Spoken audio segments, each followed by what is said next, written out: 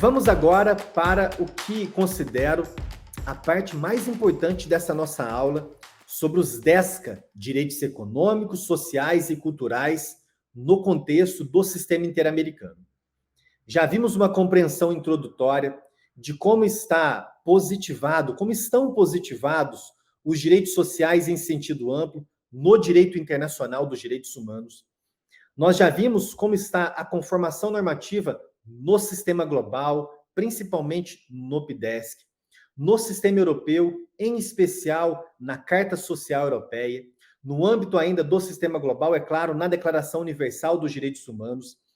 Já vimos ainda que no sistema africano, diferentemente do sistema global e dos sistemas regionais interamericano e europeu, há uma compreensão mais no sentido de uma deferência à característica da interdependência e indivisibilidade dos DESCA, no sentido de se positivar e assegurar uma implementação indistinta, imediata, tanto dos direitos civis e políticos, como dos direitos econômicos, sociais, culturais e ambientais. Vimos ainda numa segunda parte dessa aula alguns pontos relevantes da jurisprudência da Corte Interamericana sobre direito à saúde, direito à educação, direito ao trabalho, direito à seguridade social, direitos ambientais, e vejamos agora como funciona a judicialização dos DESCA perante o sistema interamericano. Como que se faz para denunciar, por exemplo, o Brasil perante a Comissão Interamericana por ter violado, por exemplo, o direito à saúde, o direito à educação, o direito à alimentação adequada, o direito à moradia adequada, o direito ao meio ambiente, alguns direitos trabalhistas. Comecemos esse ponto da aula lembrando de como está estruturada a questão normativa no sistema interamericano. No âmbito da Convenção Americana, assim como ocorre também na Convenção Europeia, há apenas um reconhecimento de uma interdependência e indivisibilidade no preâmbulo, mas se trata de um tratado interamericano que protege fundamentalmente direitos civis e políticos. A Convenção Americana veicula tão somente a chamada cláusula de progressividade no seu artigo 26, assim estabelecendo: os Estados-partes se comprometem a adotar providência, tanto no âmbito interno como mediante cooperação internacional, especialmente econômica e técnica, a fim de conseguir progressivamente a plena efetividade dos direitos que decorrem das normas econômicas, sociais e sobre educação, ciência e cultura constantes na Carta da Organização dos Estados Americanos, na medida dos recursos disponíveis. Percebam, então, que esse artigo 26 da Convenção Americana, ao estabelecer apenas essa cláusula de progressividade, ele não veicula um catálogo dos DESCA, quais são os direitos sociais em sentido amplo, assegurados pela Convenção Americana, nem tampouco faz qualquer menção à judicialização dos direitos sociais em sentido amplo.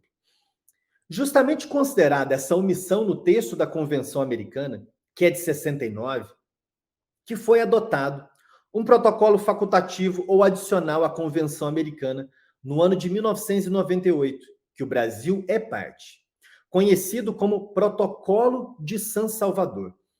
O Protocolo de San Salvador possui alguns mecanismos convencionais de proteção, como, por exemplo, o mecanismo dos relatórios periódicos para o secretário-geral da OEA, e significa isso, basicamente, periodicamente, de tempos em tempos, no caso do Brasil, por exemplo, precisa remeter um relatório ao secretário, à Secretaria-Geral da OEA, informando a situação geral dos DESCA no Brasil, informando principalmente se está cumprindo com o dever de progressividade. A cada relatório apresentado, o Brasil deve, portanto, demonstrar para o sistema interamericano que está progredindo e não regredindo em matéria de direitos sociais. E há ainda, no contexto do Protocolo de San Salvador, o procedimento das petições individuais. Mas vejam só que interessante. Quando os estados redigiram, lembrando, são os estados, os redatores, os legisladores da ordem jurídica internacional, quando os estados redigiram o Protocolo de San Salvador, eles não quiseram admitir uma ampla judicialização dos DESCA.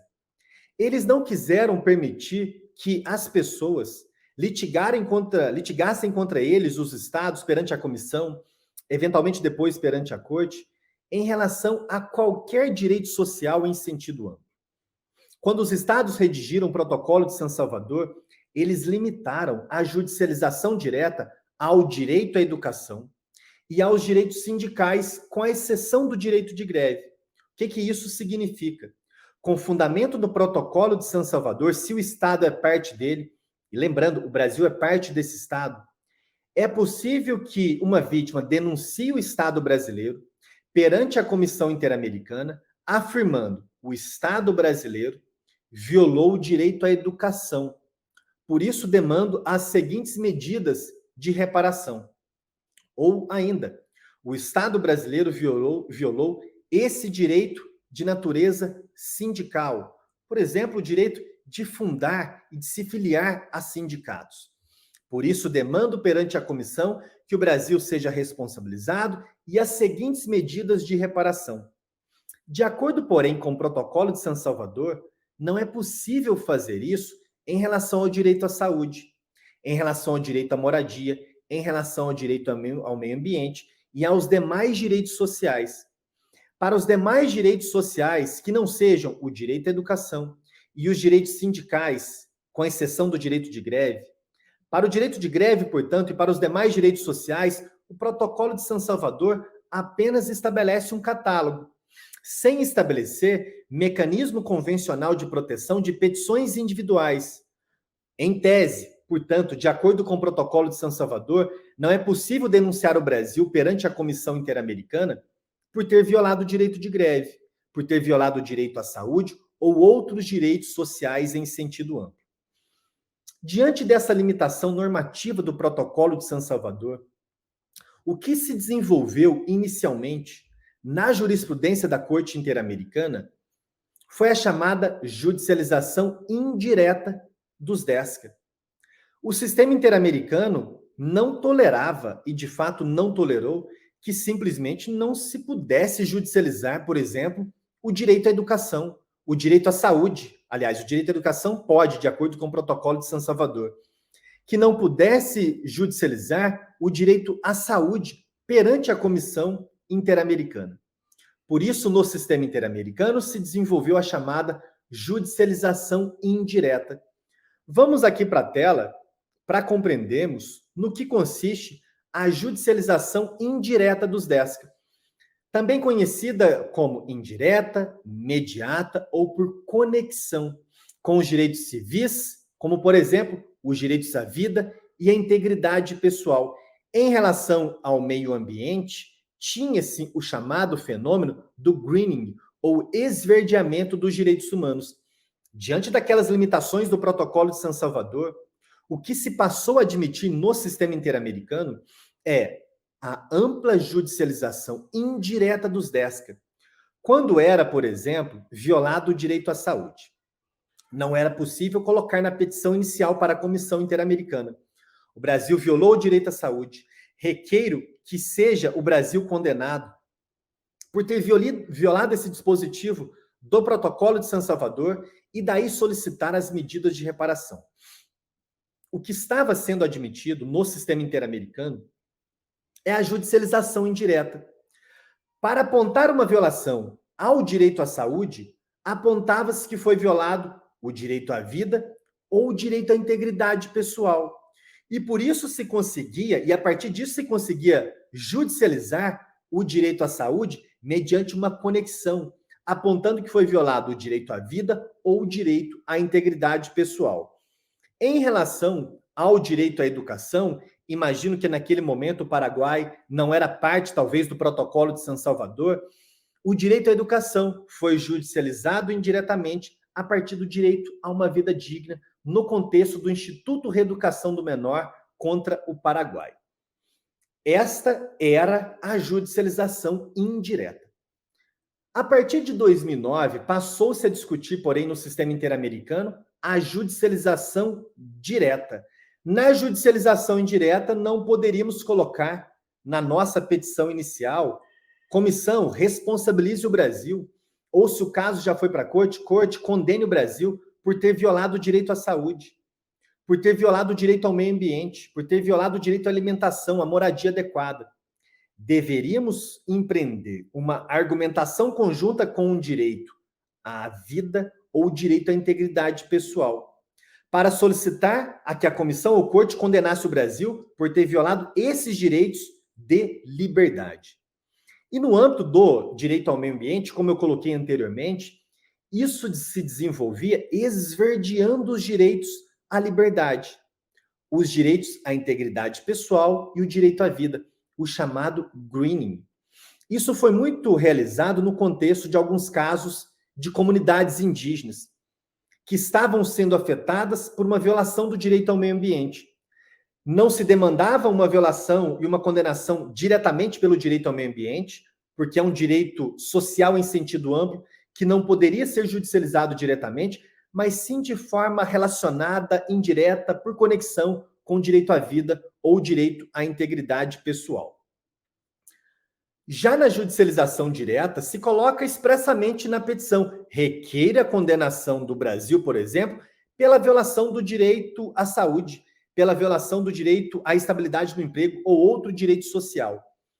Em 2009, no julgamento do caso Acevedo Buendia e outros contra o Peru, a Corte afirma pela primeira vez que, em tese, teoricamente, ela teria sim competência para abordar qualquer violação à Convenção Americana, inclusive ao artigo 26.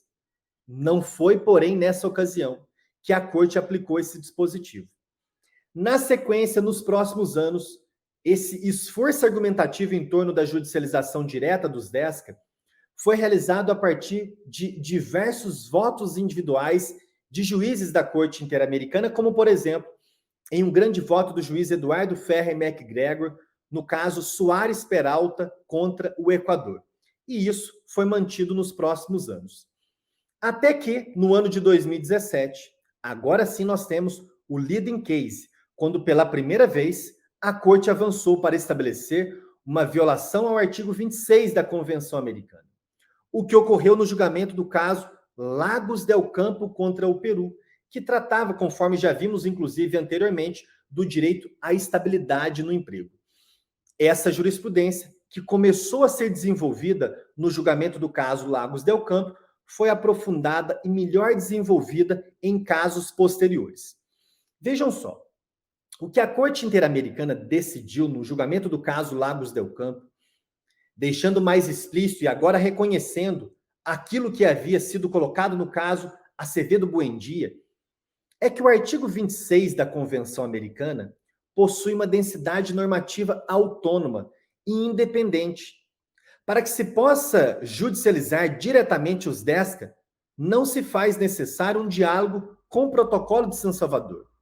Ou que, se esse diálogo for estabelecido, aquelas limitações inseridas no seu artigo 19, parágrafo 6º, no sentido de somente se admitir a judicialização direta do direito à educação e dos direitos sindicais, com exceção do direito de greve, isso não inviabiliza, não paralisa, não interdita a possibilidade de se judicializar amplamente os DESCA com base no artigo 26 da Convenção Americana sobre Direitos Humanos.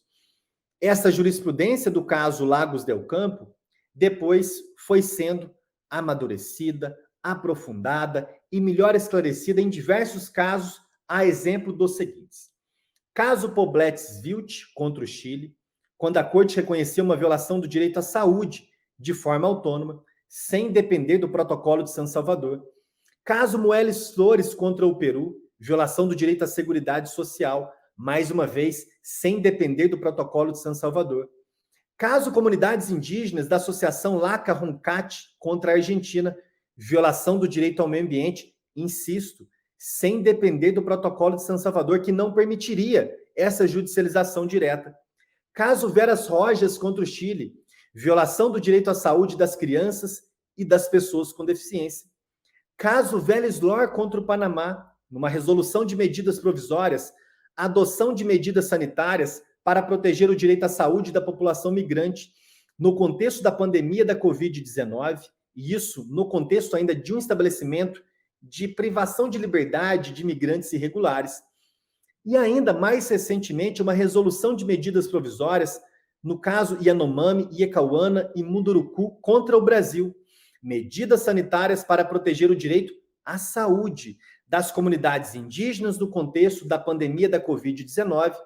Me recorda ainda que, inclusive contra o Brasil, nós tivemos uma decisão da Corte Interamericana no julgamento dos trabalhadores da Fábrica de Fogos de Santo Antônio de Jesus contra o Brasil, em que o Brasil também foi condenado em relação ao artigo 26 da Convenção Americana por alguns pontos relacionados a condições equitativas, a condições justas e melhores condições de trabalho e de emprego numa fábrica de fogos artificial. E ainda caso Guevara Dias contra a Costa Rica, violação do direito ao trabalho de pessoa com deficiência. Vejamos quais são os argumentos que se costuma colocar como sendo favoráveis a essa judicialização direta. Uma interpretação evolutiva do artigo 26 da Convenção Americana, uma indivisibilidade e interdependência dos direitos civis e políticos e dos DESCA no sistema interamericano. Também se coloca que o Protocolo de San Salvador não veda a que a Corte decida sobre violação ao artigo 26 da Convenção Americana. E, finalmente, a mera existência do artigo 19, parágrafo 6º do Protocolo de San Salvador não permite limitar a competência da Corte Interamericana. De outro lado, nós temos alguns argumentos contrários a essa judicialização direta. Argumentos estes expressados por alguns juízes da Corte Interamericana. Primeiro argumento contrário: os estados ratificaram a Convenção Americana se submetendo tão somente ao monitoramento dos direitos civis e políticos. E não houve nos debates entre os estados, quando da adoção da Convenção Americana, nenhuma proposta para incluir os DESCA no regime de proteção previsto para os direitos civis e políticos. Segundo ponto, segundo argumento contrário, os estados ratificaram o Protocolo de San Salvador, aceitando a judicialização direta de apenas alguns direitos sociais, como vimos no artigo 19, parágrafo 6º do Protocolo de San Salvador, direito à educação e direitos sindicais, com exceção do direito de greve. Terceiro argumento contrário, o artigo 26 da Convenção Americana não reconhece direitos, mas apenas a obrigação dos estados de desenvolver progressivamente os direitos econômicos, sociais, culturais e ambientais. Anoto ainda para vocês que, atualmente, na Corte Interamericana, nós temos um entendimento que podemos considerar como amplamente majoritário em favor da judicialização direta e ampla dos DESCA. Atualmente está 5-2 para a possibilidade de judicialização direta, com base na densidade normativa, independente e autônoma do artigo 26 da Convenção Americana. Discordam desse entendimento majoritário da Corte o juiz Vio Grossi, que faleceu em 2022, já não está mais, portanto, na composição da Corte Interamericana, e da composição atual, o juiz Humberto Sierra Porto e a juíza Patrícia Pérez Goldberg. Na última manifestação, considerando o ano de 2003, em que nós tivemos essas manifestações de votos dissidentes, vocês podem consultar, por exemplo, o caso Guevara Dias contra a Costa Rica, quando vão encontrar, inclusive, um belíssimo e importantíssimo voto do juiz brasileiro, Rodrigo Mudovitz, que é uma recapitulação da jurisprudência da Corte Interamericana, avança, inclusive, para outras formas de compreender essa jurisprudência majoritária em torno da questão da judicialização direta dos DESCA. Finalmente, para encerrarmos, quais são as vantagens dessa judicialização direta em relação à judicialização indireta? Primeira vantagem que podemos colocar: clareza da possibilidade de judicializar os DESCA perante o sistema interamericano. Eu considero essa uma grande vantagem. Isso porque muitas pessoas, comunidades, inclusive pessoas da área jurídica, organizações não governamentais, enfim, muitos podem desconhecer que, não sendo possível a judicialização direta, seria possível aquela judicialização indireta. A judicialização indireta demanda um esforço argumentativo maior, ao passo que a judicialização indireta, a judicialização direta, de fato é direta, requer a condenação do Brasil pela violação do direito à saúde. Isso favorece, então, uma judicialização mais coerente e consistente dos direitos sociais no sistema interamericano. Segunda vantagem, possibilidade de a Corte Interamericana analisar de forma mais detalhada os direitos das pessoas e as obrigações dos estados em matéria de DESCA. Sendo a judicialização direta, a Corte vai se sentir mais à vontade para explorar de maneira mais aprofundada as obrigações dos estados em matéria de direitos sociais. Finalmente, uma última vantagem, desenvolvimento de parâmetros que abordem de maneira mais clara os assuntos de impacto profundo na vigência dos direitos humanos na região.